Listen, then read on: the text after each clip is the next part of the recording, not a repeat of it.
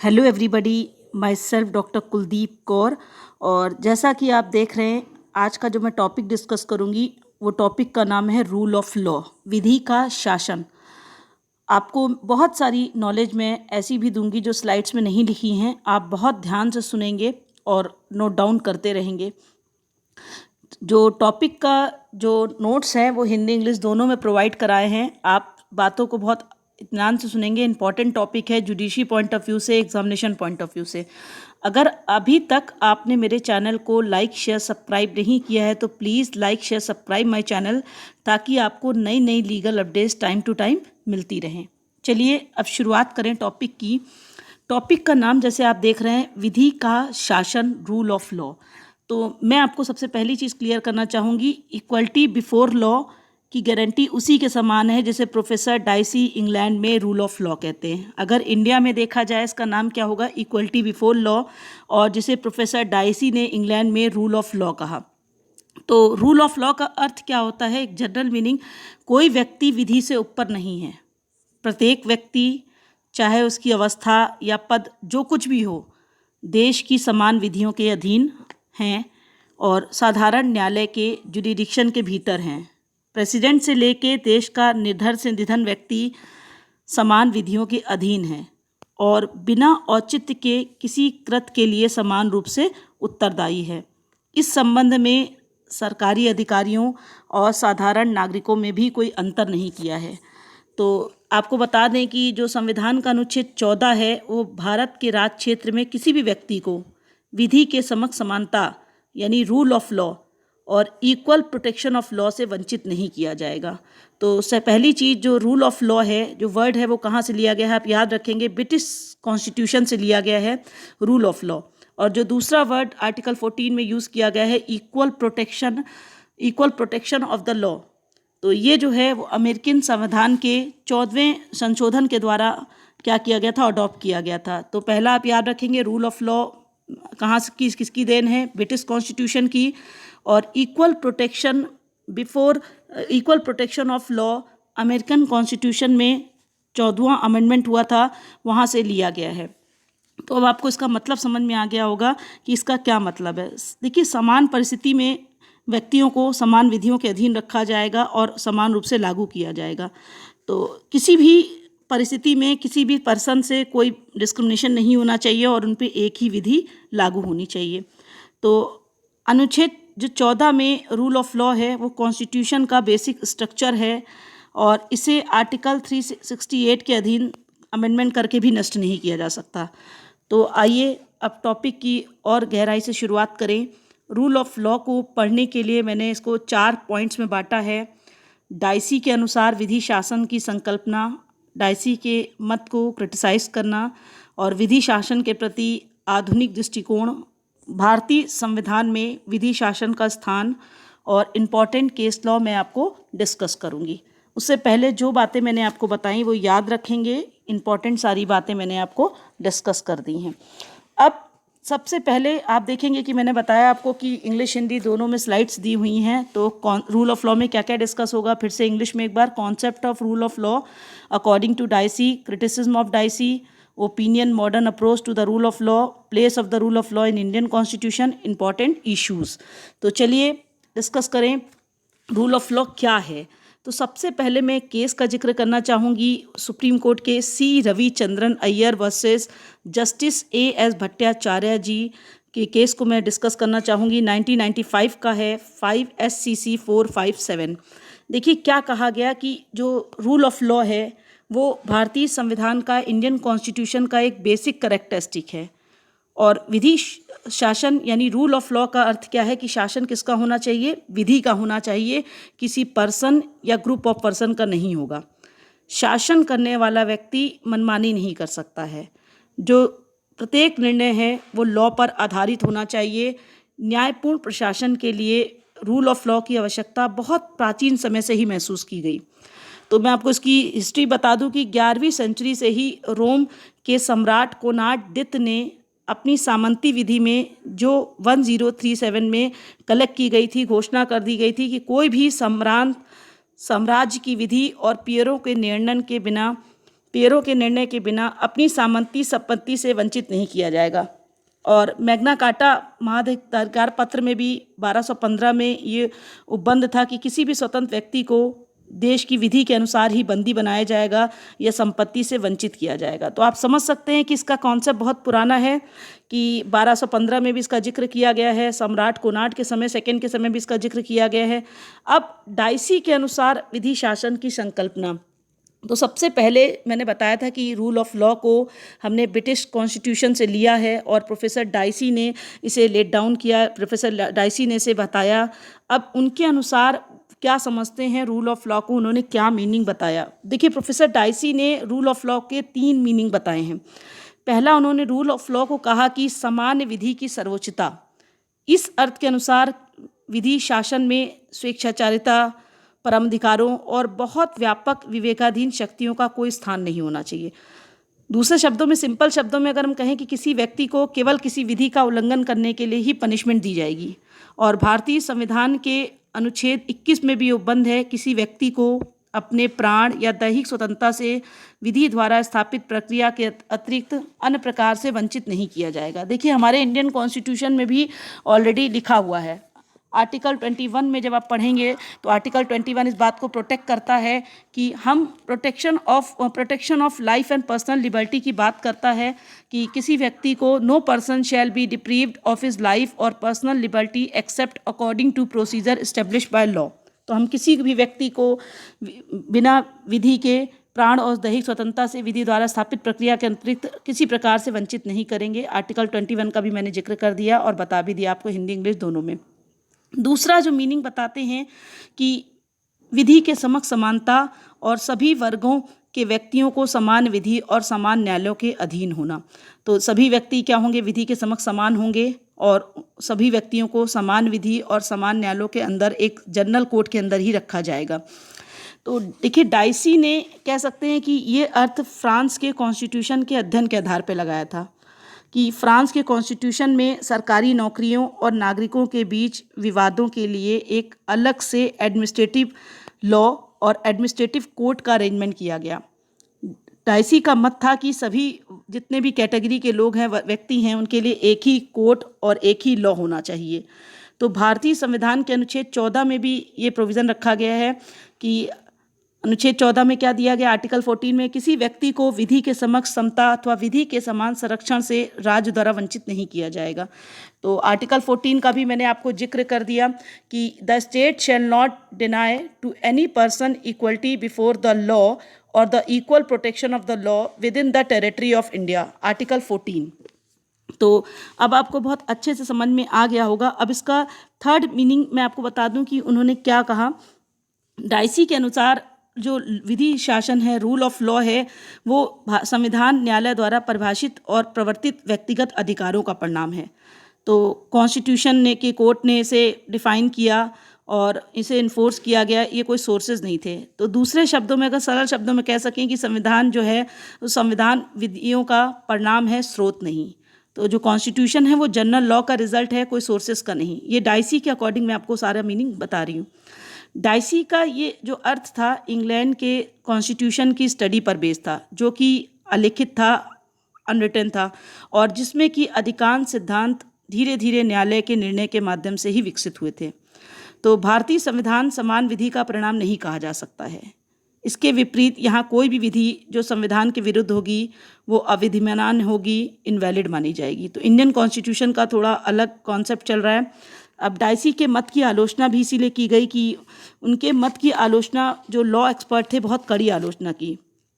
उनके अनुसार जो डाइसी हैं, फ्रांसीसी लॉ को उन्होंने गलत समझा और इंग्लैंड के विषय में भी उनका ज्ञान कम था। वास्तव में फ्रांस की प्रशासनिक विधि से लोगों को कम खर्च में और शीघ्र उपचार मिल जाता था। 1872 के बाद से फ्रांस का जो एडमिनिस्ट्रेटिव कोर्ट था वो लगभग स्वतंत्र रूप से कार्य करता है, और इंग्लैंड में भी डाइसी के समय में भी क्या एडमिनिस्ट्रेटिव ट्रिब्यूनल थे। तो डाइसी ने रूल ऑफ लॉ के लिए विवेकाधीन शक्तियों के अभाव की आवश्यकता पर बहुत जोर दिया था। वास्तव में वह न्यायिक विवेक व मनमाने विवेक में अंतर नहीं कर पाए, उनको नहीं अंतर वो डिफरेंस कर पाए कि न्यायिक विवेक क्या है, मनमाना विवेक क्या होता है। देखिए, एक अच्छे एडमिनिस्ट्रेशन के लिए किसी सीमा तक न्यायिक विवेक अत्यंत आवश्यक होता है, क्योंकि मनमाने ढंग से हम क्या करेंगे, विवेकाधीन शक्तियों के प्रयोग से रूल ऑफ लॉ के सिद्धांत का ट्रेसपास हो जाएगा, अतिक्रमण हो जाएगा।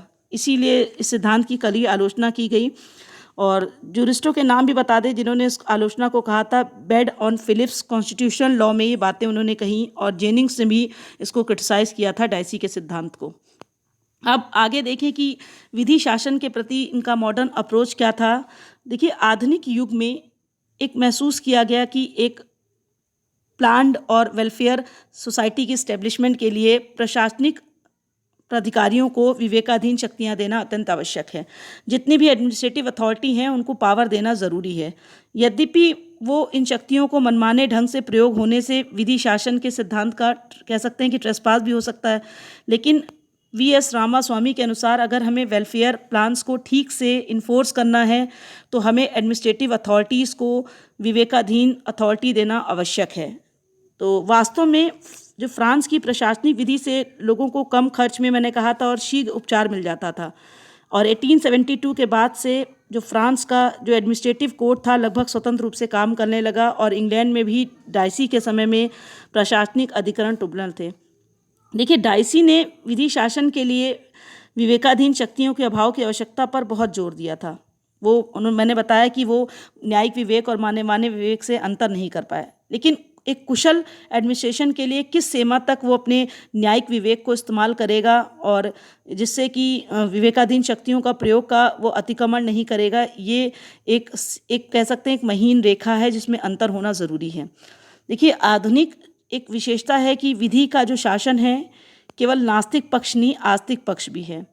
तो केवल शक्तियों का डिस्क्रिमिनेशन और मनमाने ढंग से प्रयोग ना करना ही विधि शासन की संकल्पना के लिए, रूल ऑफ लॉ के कॉन्सेप्ट के लिए बिल्कुल सफिशिएंट नहीं है। इसके लिए हमें क्या करना होगा कि हमें इफेक्टिव गवर्नमेंट का होना ज़रूरी है जो लॉ और ऑर्डर को मेंटेन रखे और सभी को इक्वली इकोनॉमिकली सोशल सिक्योरिटी प्रदान करने में कैपेबल हो। देखिए, 1959 में अंतर्राष्ट्रीय विधि वक्ता आयोग ने 1959 ने इंटरनेशनल कमीशन ने भी, लॉ कमीशन ने भी, महासभा ने, जनरल असेंबली ने 53 देशों के जो रिप्रेजेंटेटिव थे दिल्ली आए थे, और जनरल असेंबली ने 4 समितियां विधि शासन के लिए, रूल ऑफ लॉ के लिए बनाई थी। उन्होंने उसमें कुछ सजेशन भी दिए थे। आइए उन सजेशन को भी मैं जिक्र कर दूं कि विधानमंडल से संबंधित समिति का सुझाव था कि विधानमंडल को विभेदपूर्ण विधियां नहीं बनानी चाहिए और दैहिक स्वतंत्रता तथा बोलने और सभाएं करने की स्वतंत्रता पे अनुचित निबंधन नहीं लगाना चाहिए। देखिए, उनका सुझाव था कि ऐसी लॉज नहीं बनाए जो डिस्क्रिमिनेट हो, और पर्सनल लिबर्टी को और बोलने की स्वतंत्रता पे हमें रिस्ट्रिक्शन नहीं लगाना चाहिए। जब तक अनफेयर ना हो तब तक हमें रिस्ट्रिक्शन नहीं लगाना चाहिए। एक्सिक्यूटिव के लिए भी उन्होंने सुझाव दिया कि विधि शासन का उद्देश्य केवल एक्सिक्यूटिव द्वारा शक्तियों के दुरुपयोग पर रोक लगाना ही नहीं है। हमें ऐसी इफेक्टिव गवर्नमेंट का एस्टेब्लिशमेंट करना है जो लॉ और ऑर्डर बनाए रखने में कामयाब हो, जनजीवन की सोशल इकोनॉमिकल नीड्स को पूरा करने में कैपेबल हो।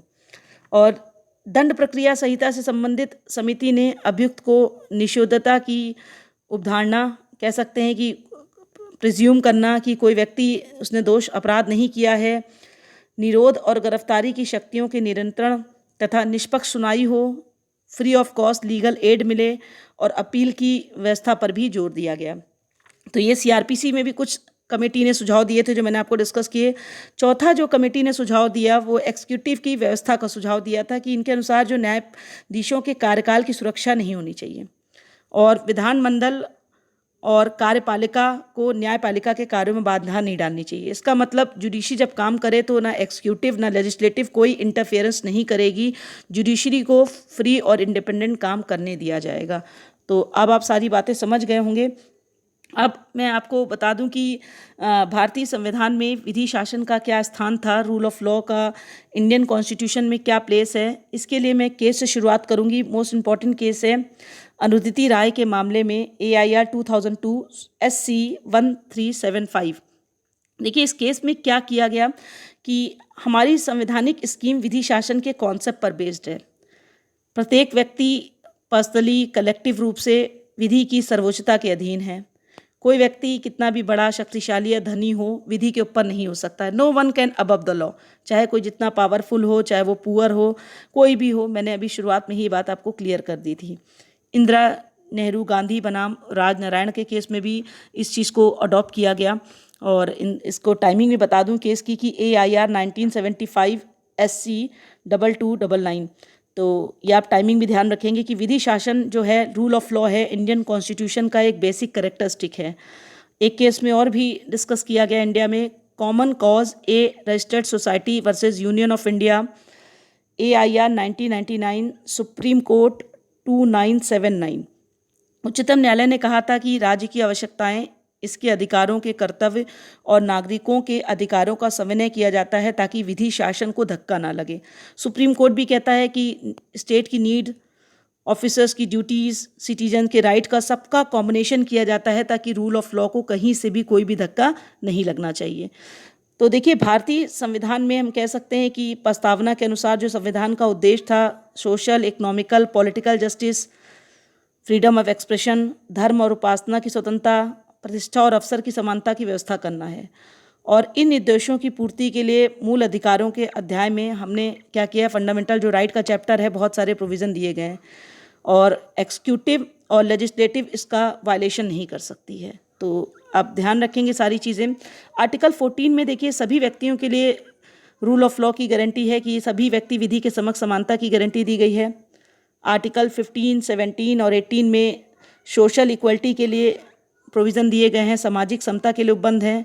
इसके अलावा आर्टिकल 16 में गवर्नमेंट एम्प्लॉयमेंट के लिए, अवसर की समानता के लिए उपबंध है।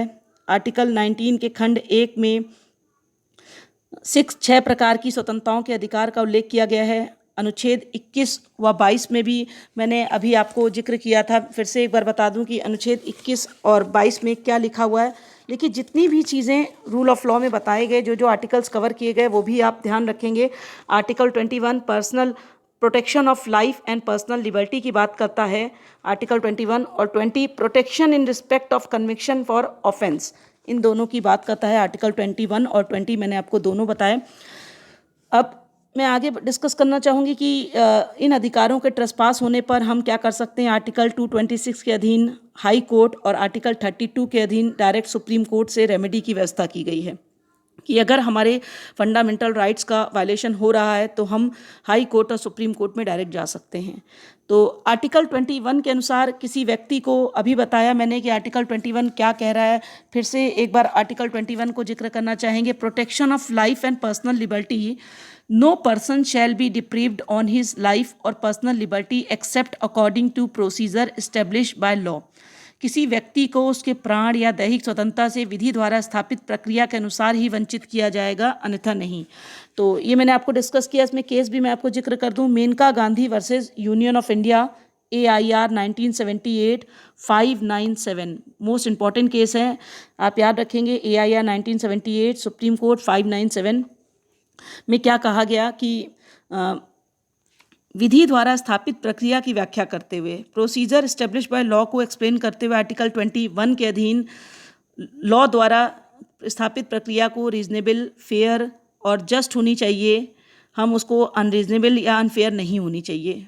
प्रक्रिया का जो औचित्य है, अनुच्छेद 14 व 19 के आधार पे कह सकते हैं, इसको परखा जा सकता है।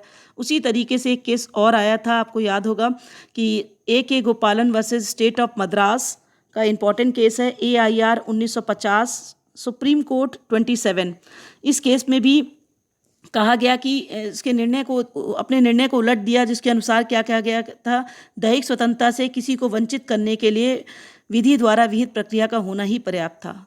उसके औचित्य को अनुच्छेद 14 व 19 के आधार पर नहीं परखा जा सकता। देखिए, वास्तव में हम कह सकते हैं कि मेनका गांधी के मामले में दी गई व्याख्या की जो पृष्ठभूमि थी, वो एक केस पर बेस थी। RC Kapoor versus union of India, AIR 1970, supreme court 564 पे वो बेस थी, जिसमें उच्चतम न्यायालय ने, सुप्रीम कोर्ट ने ये एक्सेप्ट किया था कि जो भाग 3 में दिए गए मूल अधिकार एक दूसरे से बिल्कुल अलग नहीं हैं।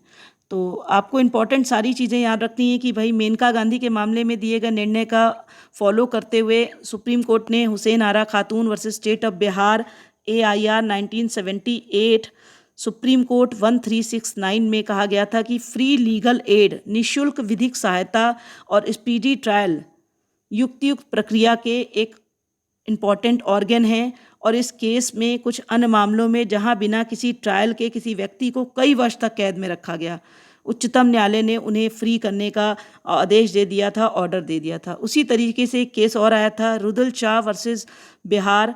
आपको याद होगा, इंपॉर्टेंट केस है, AIR 1983, सुप्रीम कोर्ट 1086। लगभग पिटिशनर को 14 वर्ष तक इलीगल तरीके से बंदी रखा गया था।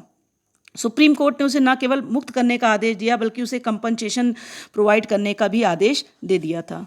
इसी तरीके से एक और केस आपको जिक्र करना चाहूँगी, फ्रांसिस करोली वर्सेस संघ राज क्षेत्र दिल्ली। इंपॉर्टेंट केस ये भी है, AIR 1981, सुप्रीम कोर्ट 746 में सुप्रीम कोर्ट ने कहा था कि आर्टिकल 21 के अधीन प्रत्येक व्यक्ति को डिग्निफाइड लाइफ, डिग्निफाइड का मतलब होता है मर्यादापूर्ण जीवन व्यतीत करने का अधिकार है। और इस केस की एक्सप्लेनेशन को सुप्रीम कोर्ट ने बंधुआ Mukti Morcha versus union of India और नीरजा चौधरी वर्सेस MP के केस में भी दोहराया है। तो जहाँ तक कह सकते हैं कि न्यायपालिका की स्वतंत्रता का प्रश्न है, सुप्रीम कोर्ट और हाई कोर्ट के न्यायाधीशों के कार्यकाल की सुरक्षा का समुचित प्रबंध है। यह प्रक्रिया देखिए इतनी जटिल है कि अभी तक किसी भी न्यायाधीश को इस प्रक्रिया का उपयोग करके नहीं हटाया जा सकता है। उनके कार्यकाल में उनके वेतन और भत्तों को भी कम नहीं किया जा सकता। तो आपको इम्पॉर्टेंट चीज़ें मैं बताती जा रही हूँ कि मैंने एक बात बताई कि न्यायाधीशों के कार्यकाल में उनके वेतन और भत्तों को कम नहीं किया जा सकता। एक आर्टिकल में भी जिक्र है, आर्टिकल 125 और 221 आप देख लेंगे।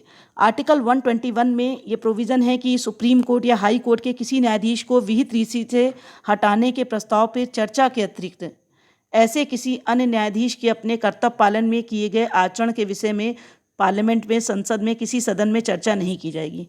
इसी प्रकार राज्य विधानमंडलों के सदनों के बारे में आर्टिकल 211 में यह प्रोविज़न दिया गया है कि उस उच्चतम व उच्च न्यायालय के किसी न्यायाधीशों को ने अपने कर्तव्य पालन में किए गए आचरण पर चर्चा नहीं की जाएगी। उनके कंडक्ट ऑफ बिहेवियर के बारे में हम चर्चा नहीं करेंगे। तो आइए आगे के केस एक और देखें, इंपॉर्टेंट केस और देखें। C Ravichandran Iyer versus justice AM Bhattacharya का केस था 1955 का 5 SCC 457। इंपॉर्टेंट केस याद रखेंगे। सुप्रीम कोर्ट ने कहा था कि रूल ऑफ लॉ है, इंडियन कॉन्स्टिट्यूशन का बेसिक स्ट्रक्चर है, बेसिक एक लक्षण है, कैरेक्टरिस्टिक है, और न्यायपालिका की स्वतंत्रता, रूल ऑफ लॉ, उसका एक आवश्यक गुण है। आइए केस और आपको डिस्कस करें, ये भी इंपॉर्टेंट है। इन री विनय चंद मिश्र 1955 2 SCC 584 में भी उच्चतम न्यायालय ने कहा, यदि न्यायपालिका को अपने कर्तव्य और कार्य प्रभावी ढंग से करने हैं तो उसकी मर्यादा और अधिकारिता की प्रत्येक दशा में रक्षा करनी होगी, अन्यथा समाज में सभ्यतापूर्ण जीवन और विधि शासन समाप्त हो जाएगा। तो सुप्रीम कोर्ट को अपने कर्तव्य को अच्छे तरीके से करना है, समाज को एक मैसेज देना है, वरना रूल ऑफ लॉ समाप्त हो जाएगा अगर वो अपने कार्य को अच्छे तरीके से नहीं करेगी। ऑलरेडी कई केसेस में डिस्कस हो चुका है। देखिए, एडमिनिस्ट्रेटिव ट्रिब्यूनल भारतवर्ष में भी है, परंतु इनको न्यायिक ढंग से ही निर्णय करना होता है और ये नेचुरल जस्टिस के सिद्धांतों के विरुद्ध निर्णय नहीं कर सकते। इसके अतिरिक्त इनके निर्णय के विरुद्ध सुप्रीम कोर्ट में भी अपील की जा सकती है। उसी पर इंपॉर्टेंट केस AK क्रैपेक versus union of India Bharat संघ AIR 1970 सुप्रीम कोर्ट 150 में सुप्रीम कोर्ट ने कहा कि शुद्ध एडमिनिस्ट्रेटिव इंक्वायरी में भी नेचुरल जस्टिस के सिद्धांतों को पालन करना चाहिए। न्यायालय ने इस तर्क को अस्वीकार कर दिया कि प्राकृतिक न्याय के सिद्धांतों का तभी प्रयोग करना आवश्यक होता है जब अथॉरिटी को न्यायिक ढंग से कार्य करने की आवश्यकता हो। न्यायालय ने क्या कहा था कि न्यायिक और प्रशासनिक, जुडिशियल और एडमिनिस्ट्रेटिव दोनों प्रकार की इंक्वायरी का ऑब्जेक्ट उचित निर्णय ही देना होता है। इसी तरीके का एक और केस डिस्कस किया गया, कुमायूं मंडल विकास निगम लिमिटेड वर्सेस गिरजा शंकर पंत AIR 2001 SC 24 में सुप्रीम कोर्ट ने कहा कि प्राकृतिक न्याय के सिद्धांत की कोई ठीक परिभाषा नहीं की जा सकती। इसका पालन प्रत्येक केस के तत्वों और परिस्थितियों पर निर्भर करता है। तो इस प्रकार सिद्धांत रूप से हम कह सकते हैं कि इंडियन कॉन्स्टिट्यूशन में रूल ऑफ लॉ के सभी लक्षण विद्यमान हैं, परंतु इसके आस्ती पक्ष के क्रियान्वयन में कुछ कठिनाइयाँ अवश्य हैं, क्योंकि कह सकते हैं कि अधिकांश जनता निरक्षर और गरीब भी होने के कारण अब भी न्याय पाने में असमर्थ रहती है। इसके अतिरिक्त कानून और व्यवस्था बनाए रखने में भी कभी कभी सरकार असफल रहती है, जिससे कि जो योजनाएं हैं जो पिछड़े वर्गों के लिए बनाई जाती हैं उनका वो लाभ नहीं उठा पाते। तो हमारे इंडियन कॉन्स्टिट्यूशन में भी रूल ऑफ लॉ के कैरेक्टरिस्टिक को अपनाया गया है, लेकिन मैंने कहा कि यहाँ की जनता क्योंकि बहुत गरीब और बहुत अभी भी निरक्षर है, जिससे हम पूरी तरीके से जस्टिस पाने में डिसेबल रहते हैं, और कभी कभी यहाँ पर गवर्नमेंट भी रूल ऑफ लॉ को इस्टेब्लिश करने में असफल हो जाती है, जिससे कि जो योजनाएं हैं वो जो बैकवर्ड क्लासेस के लिए बनाई जाती हैं उसका वो लाभ नहीं उठा पाते। तो आज के टॉपिक में आपने इम्पॉर्टेंट सारी चीज़ें समझी। आप देख रहे हैं कि जो मैंने नोट्स दिए हैं वो हिंदी इंग्लिश दोनों में हैं। आप बिल्कुल परेशान नहीं होंगे, मैंने आपको समझा हिंदी में दिया है, लेकिन जो नोट्स हैं वो हिंदी इंग्लिश दोनों में बराबर प्रॉपरली वे में दिए गए हैं। आपको जो इम्पोर्टेंट चीज़ें एग्जामिनेशन पॉइंट ऑफ व्यू से याद रखनी है कि रूल ऑफ लॉ का कॉन्सेप्ट कहाँ से दिया गया था। रूल ऑफ लॉ का ब्रिटिश कॉन्स्टिट्यूशन से, और equal protection of law American constitution से लिया गया है। 14th अमेंडमेंट के द्वारा इसको अडॉप्ट किया गया था। रूल ऑफ लॉ को मैंने डाइसी के प्रिंसिपल को पूरा बता दिया, इंडियन कॉन्स्टिट्यूशन में इसकी पूरी परिस्थिति का जिक्र कर दिया। एग्जामिनेशन पॉइंट ऑफ व्यू से जितनी चीज़ें, जितने आर्टिकल्स मैंने आपको बताए हैं वो आप उनको याद रखेंगे। एक इम्पॉर्टेंट चीज़ कि जब हमको चीज़ें टॉपिक समझ में आ जाता है तो हमें उसको बिल्कुल अच्छे तरीके से याद कर लेना चाहिए कि एग्जामिनेशन पॉइंट ऑफ व्यू के लिए क्वेश्चन बहुत इंपॉर्टेंट है। एक चीज़ आप और ध्यान रखेंगे, जाने से पहले कहेंगे कि हमारे यहाँ जो इंडियन कॉन्स्टिट्यूशन है, समानता का जो अधिकार है वो नेचुरल पर्सन्स और लीगल पर्सन दोनों को दिया गया है। तो ये बात हम इम्पॉर्टेंट याद रखेंगे कि हमारे इंडियन कॉन्स्टिट्यूशन में दोनों को ये राइट दिया गया है, नेचुरल पर्सन को भी और लीगल पर्सन को भी। आर्टिकल 14 का राइट, इक्वलिटी का राइट दोनों को दिया गया है। चलिए आज का टॉपिक समाप्त होता है। नेक्स्ट टॉपिक पे फिर आपसे मुलाकात होगी। अगर आपको मेरा चैनल अच्छा लगता हो तो please like share subscribe my channel, और प्लीज़ आप इस नॉलेज के क्रम को आगे बढ़ाते रहिए। आप लोगों को शेयर